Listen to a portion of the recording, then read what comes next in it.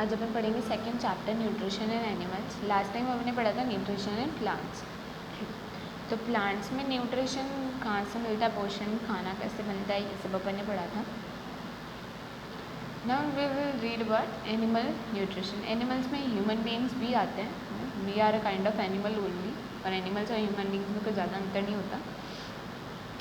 तो introduction, we have learned that plants can prepare their own food by the process of photosynthesis but animals cannot. Like अपन अपना खाना plant के product को use करके खुद बना सकते हैं, बट मतलब अपन को कुक कर सकते हैं अपन उसको, बट अपन वो चीज़ खुद नहीं बना सकते जो मेन मटेरियल रिक्वायर्ड है खाने के लिए, ठीक है।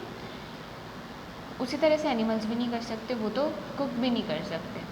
एनिमल्स ऑब्टेन देयर फूड, तो उनको खाना कैसे मिलता है, अपना खाना कहाँ से ऑब्टेन करते हैं वो, फ्रॉम प्लांट्स, यानी सीधा प्लांट को ही खाते हैं या उसके प्रोडक्ट्स जो भी फ्रूट्स फ्लावर्स वगैरह हैं, और फ्रॉम अदर एनिमल्स, यानी दूसरे एनिमल्स को खाकर भी वो अपना खाना लेते हैं। All animals including human beings require food for obtaining energy. सब जानवरों को, इंसानों को खाना सबको चाहिए, कोई भी लिविंग बींग हो, क्योंकि उससे उसको एनर्जी मिलती है, उसकी ग्रोथ होती है, बॉडी रिपेयर होती है, ठीक है। So the process of taking in food by animal and for its utilisation in the body is called animal nutrition. So what is animal nutrition, you have to underline this line. Process of taking in food, यानी वो खाना लेना, वो उसका procedure by animals के द्वारा, और उसका यूटिलाइजेशन यानी उसका इस्तेमाल करना बॉडी के अंदर, उसे कहते हैं एनिमल न्यूट्रिशन, ठीक है। द प्रोसेस ऑफ न्यूट्रिशन क्या है, अब इसमें क्या क्या स्टेप्स इन्वॉल्व होते हैं। The first is, underline this and the whole paragraph is important, ingestion, digestion, absorption, assimilation and egestion, ठीक है। What is egestion? First process is the process of taking food into the body. Body में खाना लेने के procedure को क्या बोलते हैं अपन, इंजेशन बोलते हैं, ठीक है। Second is the process in which the food containing large insoluble substances is broken down into small water soluble substance called digestion. Digestion क्या होता है, जो अपना खाना पचने की प्रक्रिया है, तो जिसमें अपन फूड खाते बहुत लार्ज पीसेस में है, ठीक है, उसको च्यू इतना करना चाहिए कि वो एकदम ही छोटे चीज़ों में कन्वर्ट हो जाए, तब जाके अपने पेट को कम काम करना पड़ता है उसे डाइजेस्ट करने में। तो वो क्या होता है, जो भी लार्ज पार्टिकल्स होते हैं उनको छोटे छोटे पार्टिकल्स में ब्रोक डाउन करना, ठीक है, in small pieces, in water soluble substance. ये सारी जो प्रक्रिया है डाइजेशन की, कौन से मीडियम में होती है, वाटर के मीडियम में, यानी वाटर नेसेसरी है for digestion, it's called digestion. तो ये प्रोसेस पूरा क्या कहलाता है, डाइजेशन कहलाता है, जिसमें लार्ज फूड पार्टिकल्स जो है स्मॉल पार्टिकल्स में ब्रेक डाउन हो जाते हैं। The third process is absorption. The process in which the digested food passes through the intestinal wall into bloodstream is called absorption. वो प्रोसेस जिसमें जो डाइजेस्टेड फूड होता है, अब जब खाना पच चुका है, जो स्टमक ने काम कर दिया है, अब वो कहाँ जाता है, इंटेस्टाइन में जाता है। तो वहाँ जब इंटेस्टाइन के वॉल्स क्या करती है, वहाँ से एब्जॉर्ब कर लेती है, और वो चीज़ें किसको दे देती है, ब्लड को, क्योंकि ब्लड को ही सब चीज़ें चाहिए, न्यूट्रिएंट्स वगैरह, उसी से अपना सेल अच्छा बनता है और सेल अच्छे से काम करता है, और अपना मकसद यही होता है अपने सेल्स को वर्क करवाना, क्योंकि सेल्स ही अपनी ऐसी चीज़ है जो पूरी बॉडी में काम करती हैं। Into the blood stream is called absorption. तो एब्जॉर्प्शन मीन्स मतलब एब्जॉर्ब करना, तो इंटेस्टाइन की वॉल्स जो है एब्जॉर्ब कर लेती सारी अच्छी अच्छी चीज़ें उस फूड में से। फिर क्या होता है, the process in which the absorb food is taken in by body cells and use for energy, growth and repair is called assimilation. अब ये सारा किसके पास गया, जो भी अच्छे न्यूट्रिएंट्स वगैरह थे, सेल्स के पास। अब वो सेल उसको काम में लेते हैं, यानी उससे काम करवाते हैं। क्या काम करवाते हैं, अपनी बॉडी को एनर्जी देते हैं। तो सेल एनर्जी में कौन कन्वर्ट करता है अपनी बॉडी के न्यूट्रिएंट्स, सेल्स, ठीक है, और बॉडी की ग्रोथ कराने में भी वही मदद करते हैं और रिपेयर करने में। तो जो भी न्यूट्रिएंट्स अपन ने लिए थे, एब्जॉर्ब किए खाने में से, वो सारे के सारे कहाँ लग जाते हैं, अपनी बॉडी को एनर्जी देने में, ग्रोथ देने में एंड रिपेयर करने में। इसी प्रोसेस को कहते हैं असाइमिलेशन, यानी असाइमिलेट कर दिया उसने, जो चीज़ जहाँ जिसको रिक्वायर्ड थी उसको दे दी बॉडी खाने में से लेकर। ना द लास्ट पार्ट इज, अब जब सारे न्यूट्रिएंट्स मेरी बॉडी ने एब्जॉर्ब कर लिया और उनको काम में भी ले लिया, तो अब क्या होगा, वेस्ट बचेगा, ठीक है, वो वेस्ट बॉडी से बाहर निकालना पड़ेगा, तभी अपनी बॉडी हेल्दी फिट रहेगी, वरना तो अंदर गंदगी पड़ी रहेगी। तो the process in which the undigested food is remove from the body is called digestion.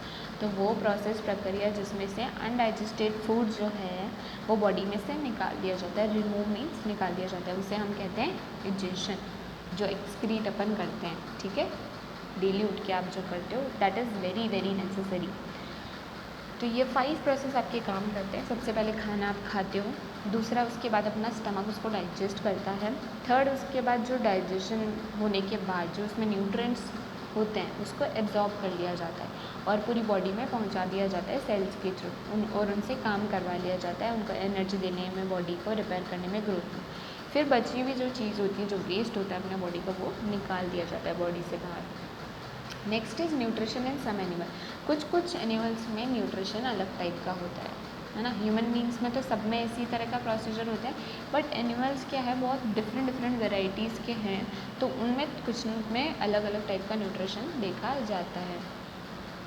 Different animals have different body structure. अलग अलग एनिमल्स के पास क्या होता है, अलग अलग टाइप का बॉडी स्ट्रक्चर होता है,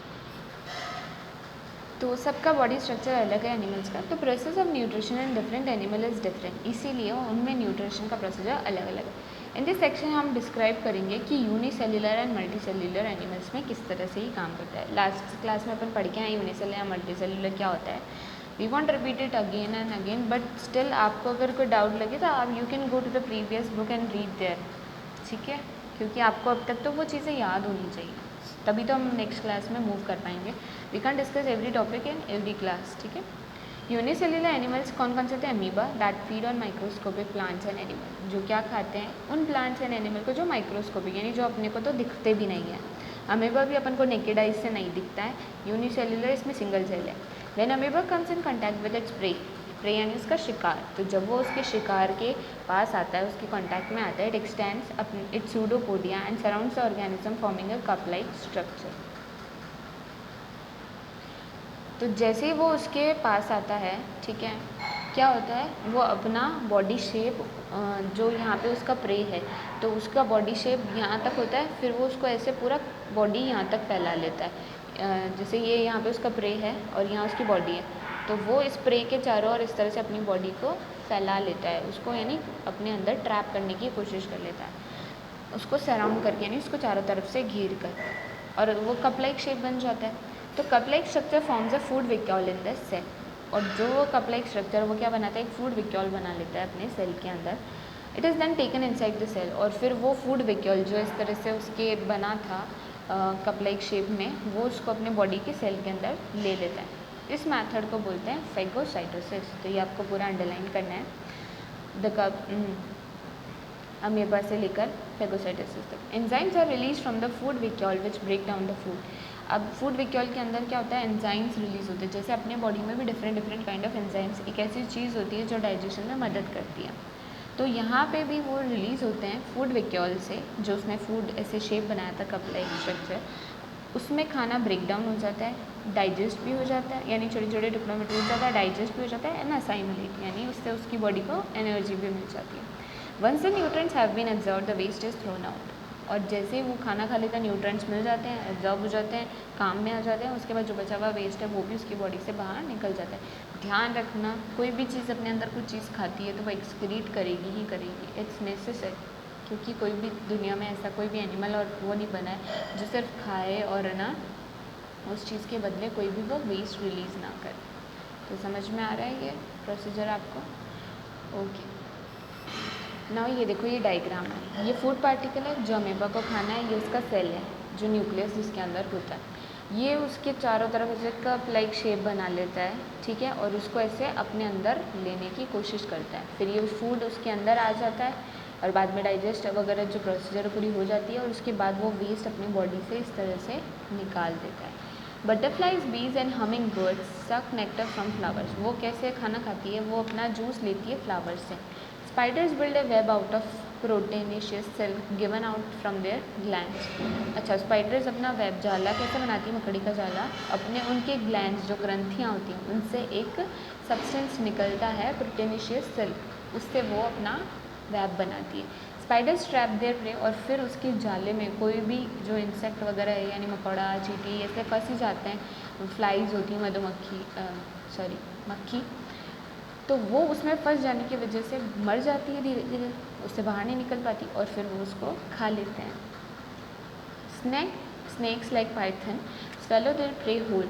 पाइथन नाम का जो स्नेक होता है वो अपना पूरा का पूरा शिकार को निगल जाता है ऐसे कैसे, ठीक है। तो ये सारा क्या बताया जा रहा है, अलग अलग एनिमल्स किस तरह से खाना खाते हैं। Frogs feed on insects bye capturing them by it's long sticky tongue. आपने देखा होगा मेंढक जो है अपनी जीभ से पकड़ पकड़ के कैच करके इंसेक्ट्स को खाते हैं, क्योंकि उनकी टंग स्टिकी है तो उस पर चिपक जाता है इंसेक्ट जैसे ही वो उसको कॉन्टैक्ट में आते हैं। Animals including herbivores, carnivores and omnivores can just chew the food they eat before they swallow it. तो हर्बीवोरस जो प्लांट प्रोडक्ट खाएंगे, कार्निवोरस जो मीट खाएंगे, ओमनीवोरस जो दोनों खाएंगे, स्कैवेंजर्स जो मरे हुए जानवरों को खाएंगे, वो सब के सब अपना खाना च्यू चबा करके खाते हैं उसको निगलने से पहले। स्वेलो मीन्स निगलने से पहले, समझ में आया, जैसे अपन ह्यूमन बींग्स करते हैं, ठीक है। तो ये टॉपिक था अपना। Next is digestion in humans, यानी ह्यूमंस में डाइजेशन किस प्रकार होता है। Digestion in humans is extra cellular, मतलब सेल के बाहर होता है। सेल के जैसे ये सेल के अंदर ले लेते हैं अपने उसको, वैसे नहीं होता। तो आउटसाइड द सेल होता है in an enclose structure. Human digestive system consist of an elementary kanal and it's associated glands. तो एक पूरी एलिमेंट्री कनाल होती है, यानी माउथ से जहाँ से अपन खाते हैं वहाँ से लेकर के जहाँ तक अपन एक्सक्रीट करते हैं, उस पूरी ट्रैक को यानी उस पूरे रास्ते को क्या कहते हैं, एलिमेंट्री कनाल कहते हैं। और उसके साथ बहुत सारी ग्लैंड्स, ग्रंथियाँ, जिनसे कुछ ना कुछ चीज़ें निकलती हैं, वो एसोसिएटेड यानी जुड़ी हुई होती हैं। Various organs of the human digestive system in sequence are mouth, buccal cavity, oesophagus, food pipe, stomach, small intestine, large intestine, rectum and anus. ये पूरा रास्ता है जहाँ से खाना होके जाता है। सबसे पहले माउथ में अपन खाते हैं मुंह से, बकल कैविटी जो अपना पूरा दांत, मसूड़, जबड़े वगैरह ही पूरा होता है। ईसोफेगस फूड पाइप, जहाँ पे खाना निगलने के बाद जिस पाइप से स्टमक के पास जाता है, उस पूरी पाइप को कहते हैं फूड पाइप या फिर ईसोफेगस। ओ साइलेंट होता है, ध्यान रखना। थर्ड इज स्टमक, जहाँ खाना जाके डाइजेस्ट होता है। स्मॉल इंटेस्टाइन, फिर जहाँ एब्जॉर्ब होता है। लार्ज इंटेस्टाइन, वहाँ पे भी एब्जॉर्ब होता है। रैक्टम, जहाँ पे जो बचा हुआ वेस्ट है अपना वो स्टोर होता है। और एनस, जहाँ से अपन एक्सक्रीट कर देते हैं। तो the glands which are associated with human digestive systems are, और इनके साथ पूरी इस एलिमेंट्री कैनाल के साथ कौन कौन सी ग्लैंड जुड़ी हुई है। सलाइवरी ग्लैंड जो अपने माउथ में होती है, लिवर, लिवर भी एक ग्लैंड है और सबसे बड़ी ग्लैंड है बॉडी की, एंड पेनक्रियाज, ठीक है। इनके बारे में डिटेल में पढ़ेंगे अपन। We take food through the mouth, अपन खाना मुंह से खाते हैं, फिर वो डाइजेस्ट होता है स्टमक में, फिर एब्जॉर्ब होता है इंटेस्टाइन्स में, और फिर यूटिलाइज हो जाता है सेल के थ्रू। The unused part of the food are expelled out, और जो अनयूज पार्ट है, जो यूज़ नहीं आता, जो वेस्ट हो गया है अपनी बॉडी के लिए, वो एक्सपेल्ड आउट यानी बाहर निकाल दिया जाता है। During digestion large insoluble pieces of food are broken down into small soluble substances. Digestion के दौरान क्या होता है, बहुत जो लार्ज बड़े बड़े पीसेज होते हैं जो इनसॉल्युबल रहते हैं, उनको छोटे छोटे टुकड़ों में तोड़ करके सॉल्युबल सब्सटेंस में बदला जाता है, ताकि वो मिक्स हो जाए अपने जो भी स्टमक है उसके अंदर। Which are absorb through the walls of the intestine, फिर बाद में उसका एब्जॉर्प्शन कौन करता है, जो अपने आंतें होती हैं, इंटेस्टाइन्स होती हैं, उनकी दीवारें, वो एब्जॉर्ब करती है उसमें से अच्छे अच्छे nutrients, and release into the blood stream, और वो न्यूट्रिएंट्स कहाँ दे देते हैं, वो ब्लड में दे देते हैं। फिर वो पूरा ब्लड अपनी बॉडी में फ्लो होता है, इससे पूरी बॉडी को एनर्जी मिल जाती है, ठीक है। In the process of digestion enzymes broke down the, अब जो डाइजेशन का प्रोसेस है जो स्टमक में होता है, उसमें क्या क्या चीज़ें ब्रेक डाउन होती है। कार्बोहाइड्रेट्स अपन खाते हैं, एक तरह का न्यूट्रिएंट है, वो किस में कन्वर्ट हो जाती है, शुगर में अपनी बॉडी में। फैट्स किस में बदल जाते हैं, फैटी एसिड्स एंड ग्लिसरॉल्स में। ये सब एक तरह की कंपाउंड है जिनके बारे में, जिनका स्ट्रक्चर आप बड़ी क्लासेस में पढ़ोगे। प्रोटीन्स किस में बदल जाते हैं, अमीनो एसिड्स में बदल जाते हैं, ठीक है। तो ये कुछ ऊपर से डाइजेशन का प्रोसेस है जो कि आपको इम्पॉर्टेंट, मतलब पूरा पैराग्राफ एक्चुअली इम्पॉर्टेंट है कि ये चीज़ तो आपको एटलीस्ट बेसिक इतना तो पता ही होना चाहिए डाइजेशन के बारे में। उसके बाद अब अपन डिटेल में पढ़ेंगे कि जो जो एलिमेंट्री कैनाल के पार्ट्स थे, यानी माउथ था, oesophagus, stomach, small intestine, large intestine, rectum, anus, इनका फंक्शन क्या है, ये प्रॉपर पूरा क्या काम करते हैं, वो अपन डिटेल में नेक्स्ट क्लास में पढ़ेंगे, ठीक है। यहाँ तक समझ आ गया होगा, आई होप आप सबको। अच्छे से रिवाइज एक बार और इसको पढ़ लेना, 2 बार सुन लेना भले वीडियो को, ठीक है। Thank you.